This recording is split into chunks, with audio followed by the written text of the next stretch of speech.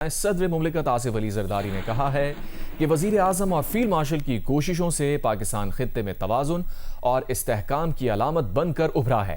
مارکہ حق کو 1 سال مکمل ہونے پر صدر مملکت آصف علی زرداری نے اپنے پیغام میں فیلڈ مارشل کی قیادت اور جرأت مندانہ فیصلوں کو مارکہ حق کی کامیابی میں کلیدی کردار قرار دیا۔ اعلامیے کے مطابق صدر مملکت نے کہا کہ دشمن کی جارحیت کا بھرپور مگر متوازن جواب دے کر دنیا کو اپنی دفاعی صلاحیت کا پیغام دیا۔ وزیر اعظم شہباز شریف نے اپنے پیغام میں کہا کہ مارکہ حق اس حقیقت کی روشن دلیل ہے کہ پاکستانی قوم امن پسند ہونے کے ساتھ ساتھ بہادر، باوقار، ثابت قدم اور غیرت مند قوم ہے۔ آج پاکستان کو ایک ذمہ دار ملک کے طور پر تسلیم کیا جا رہا ہے۔ دشمن کو حقیقت کا ایسا سبق دیا گیا جس نے اس کے ناقابل شکست ہونے کے زعم کو خاک میں ملا دیا۔ فیلڈ مارشل آصف منیر کو ان کی جرأت مندانہ اور دلیرانہ قیادت پر بھرپور خراج تحسین پیش کرتے ہیں۔ مارکہ حق کی کامیابی کو 1 سال مکمل ہونے پر فیلڈ مارشل آصف منیر نے قوم اور افواج پاکستان کو مبارکباد پیش کی ہے۔ ISPR کے مطابق پاک بحریہ اور پاک فضائیہ کے سربراہان نے بھی قوم اور افواج کو مبارکباد دی۔ ISPR کا کہنا ہے کہ قومی یکجہتی کے ساتھ منایا جانے والا یہ دن پیشہ ورانہ مہارت، ہمت اور اتحاد کا ثبوت ہے۔ مسلح افواج ہمیشہ پاکستانی عوام کے شانہ بشانہ ہیں۔ مسلح افواج قوم سے لازوال رشتے کو جذبہ خدمت کے ساتھ فخر سے نبھا رہے ہیں۔ مارکہ حق قوم کی تاریخ میں ایک اہم سنگ میل بن گیا ہے۔ مارکہ حق قومی عزم، عسکری مہارت اور حکمت عملی کی پختگی کی عکاسی کرتا ہے۔ مارکہ حق کی کامیابی نے قومی اعتماد کو مضبوط کیا۔ مارکہ حق کی کامیابی نے پاکستان کو ایک ذمہ دار اور مستحکم علاقائی قوت کے طور پر بھی اجاگر کیا۔ مارکہ حق کی کامیابی نے اجاگر کیا گیا پاکستانی مؤثر دفاعی صلاحیتوں کا حامل ہے۔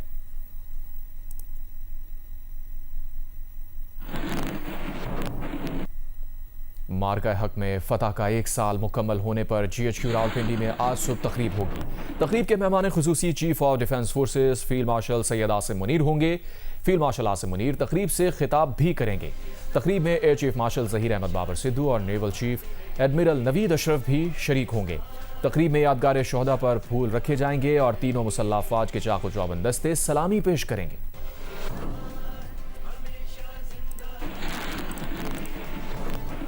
وزیر اعظم شہباز شریف 23 سے 25 مئی تک چین کا دورہ کرنے جا رہے ہیں۔ چینی صدر شی جن پنگ اور وزیر اعظم سے ملاقاتیں کریں گے۔ وزیر اعظم پاکستان اور چین کے درمیان تعلقات کے 75 برس مکمل ہونے کی تقریبات میں بھی شرکت کریں گے۔ دونوں ممالک کے درمیان مختلف معاہدوں اور مفاہمتی یادداشتوں پر دستخط کا بھی امکان ہے۔ دورہ چین میں سی پیک، تجارت، سرمایہ کاری اور دوطرفہ تعاون پر اہم بات چیت ہوگی۔ امریکہ ایران مذاکرات اگلے ہفتے پاکستان میں ہو سکتے ہیں۔ اسلام آباد میں دونوں ممالک کی ایک اور بیٹھک ہونے کا امکان ہے۔ وال اسٹریٹ جرنل کی رپورٹ کے مطابق امریکہ اور ایران ثالثوں کے ساتھ ایک صفحے کی دستاویز پر کام کر رہے ہیں جس میں 14 نکات پر مشتمل مفاہمت کی یادداشت تحریر ہوگی۔ یادداشت میں 1 ماہ پر مشتمل مذاکرات کے لیے ضوابط طے کیے جائیں گے۔ ڈرافٹ میں ایران کے ایٹمی پروگرام اور افزودہ یورینیم سے نمٹنے کا طریقہ کار بھی شامل ہے۔ آبنائے ہرموز میں تناؤ کم کرنے پر بھی بات ہوگی۔ رپورٹ کے مطابق امریکہ اور ایران کے درمیان اہم معاملات اب بھی حل طلب ہیں۔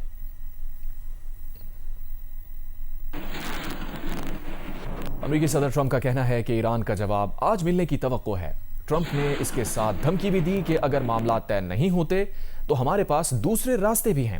مذاکرات ناکام ہونے پر آپریشن پروجیکٹ فریڈم مزید قوت کے ساتھ شروع کر دیا جائے گا، لیکن اس بار پروجیکٹ فریڈم پلس ہوگا جس میں کچھ اور چیزیں بھی شامل ہوں گی۔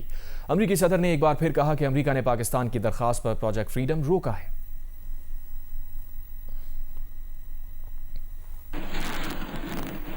ایرانی پارلیمنٹ کے نیشنل سیکیورٹی کمیشن کے سربراہ ابراہیم عزیزی نے کہا ہے کہ آبنائے ہرموز پر امریکی قرارداد کی حمایت کرنے والے سنگین نتائج سے خبردار رہیں۔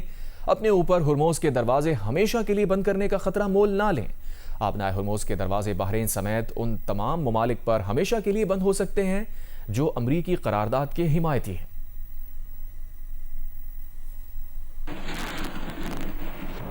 امریکی شہریوں کی اکثریت ایران جنگ کے خاتمے سے زیادہ ایران کو ایٹمی ہتھیاروں کے حصول سے روکنے کی حامی ہے۔ امریکی صدر ٹرمپ نے سروے شیئر کر دیا۔ کہا اہم بات یہ ہے کہ امریکی قوم کیا چاہتی ہے۔ ٹرمپ کے شیئر کیے گئے سروے کے مطابق 53% امریکی ووٹرز کے مطابق ایران کو جوہری ہتھیار حاصل کرنے سے روکنا لڑائی ختم کرنے سے زیادہ اہم ہے۔ 60% امریکیوں نے ایران کو جوہری ہتھیار حاصل کرنے سے روکنے کو امریکہ میں توانائی کی قیمتوں کو مستحکم رکھنے پر ترجیح دی۔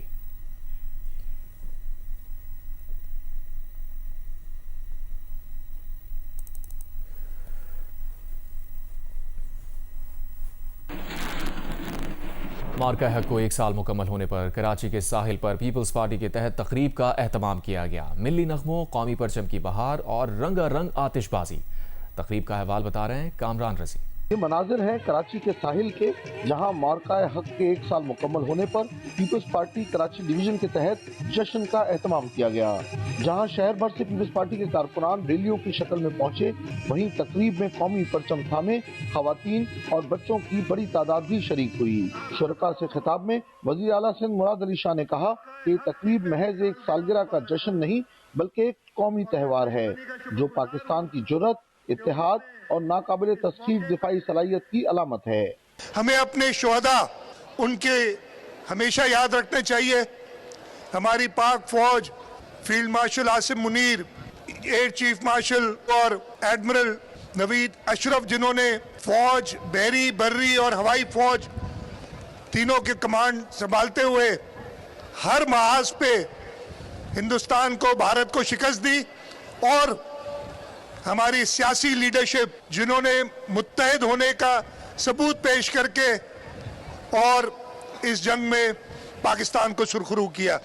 تقریب میں صوبائی وزیر سعید غنی، سینیٹر وقار مہدی، میئر کراچی مرتضی وہاب سمیت ارکان اسمبلی بھی شریک ہوئے۔ تقریب کے دوران میوزیکل شو ہوا اور گلوکاروں نے ملی نغمے پیش کیے، جبکہ لیزر لائٹ شو اور رنگا رنگ آتش بازی کا مظاہرہ بھی کیا گیا۔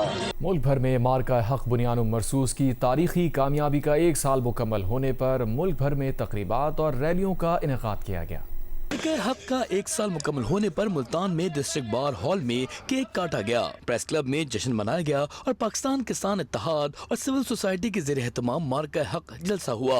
فیصل آباد میں فیسکو ملازمین نے ریلی نکالی۔ سیالکوٹ میں ریسکیو 1122 کی جانب سے سمبڑیال نہر ریسکیو بوٹ فلیگ مارچ کیا گیا۔ جھنگ، وہاڑی، رحیم یار خان، حافظ آباد، راجن پور، گجرات، چنیوٹ، سرگودھا سمیت پنجاب کے دیگر شہروں میں پاک فوج کے حق میں ریلیاں نکالی گئیں۔ سینٹرل جیل حیدرآباد میں منعقد تقریب میں قومی نغموں پر اہلکاروں اور قیدیوں نے رقص کیا۔ لاڑکانہ ڈسٹرکٹ جیل میں منعقدہ تقریب میں قیدیوں نے پاک فوج زندہ باد کے نعرے لگائے۔ سکھر، خیرپور، ٹنڈو محمد خان میں بھی ریلیاں نکالی گئیں۔ نصیر آباد، جعفر آباد، زیارت، لورالائی، گوادر، قلات سمیت بلوچستان کے مختلف شہروں میں شہریوں نے پاک فوج کو خراج تحسین پیش کیا۔ شمالی وزیرستان، خیبر، مردان، ایبٹ آباد، کرک، ڈیرہ اسماعیل خان میں تقریبات اور ریلیوں کا انعقاد کیا گیا۔ مظفر آباد میں ہم ہیں بنیان مرصوص ریلی نکالی گئی، جس میں قائم مقام صدر آزاد کشمیر چودھری لطیف اکبر بھی شریک ہوئے۔ میرپور آزاد کشمیر میں منعقدہ تقریب میں قومی پرچم کشائی کے ساتھ ساتھ کیک کاٹا گیا اور افواج پاکستان کو خراج تحسین پیش کیا گیا۔ 9 مئی 2025 کو بھارت کی بلا اشتعال انگیزی کے جواب میں پاکستان نے ملٹی ڈومین آپریشن کر کے دشمن پر ہیبت طاری کر دی اور پوری دنیا میں اپنی صلاحیتوں کا لوہا منوایا۔ زرمین زہرا کی رپورٹ۔ آپریشن بنیان مرصوص 9 مئی کو بھی لائن آف کنٹرول پر پاک فوج نے بھارتی فوج کے خلاف دندانے شکن جوابی کارروائیاں کی۔ دشمن ایسا سہما کہ ایک بار پھر سفید جھنڈا لہرانا پڑا۔ بھارت نے پاکستان کے کئی شہروں میں ڈرون حملے کیے، جن میں اسرائیلی ساختہ ہیروپ ڈرونز بھی شامل تھے۔ دوپہر 1 بجے تک پاکستان کے دفاعی نظام نے دشمن کی جانب سے بھیجے گئے مزید 49 ڈرونز مار گرائے اور اس وقت تک تباہ کیے گئے ڈرونز کی مجموعی تعداد 77 ہو گئی۔ 9 مئی 2025 کی دوپہر قومی اسمبلی کے اجلاس میں مختلف سیاسی رہنماؤں نے بھارتی جارحیت کی شدید مذمت کی۔ وزیر دفاع خواجہ آصف نے بتایا کہ دشمن ڈرون پروازوں کے ذریعے پاکستان کے حساس مقامات کا سراغ لگانا چاہتا تھا۔ D G I S P R air vice marshal Aurangzeb Ahmed اور وائس ایڈمرل راجہ رب نواز نے مشترکہ پریس بریفنگ دی، جس میں بتایا کہ بھارتی حملوں میں شہید ہونے والے پاکستانی شہریوں کی تعداد 33 ہو گئی ہے، جبکہ 76 افراد زخمی ہیں۔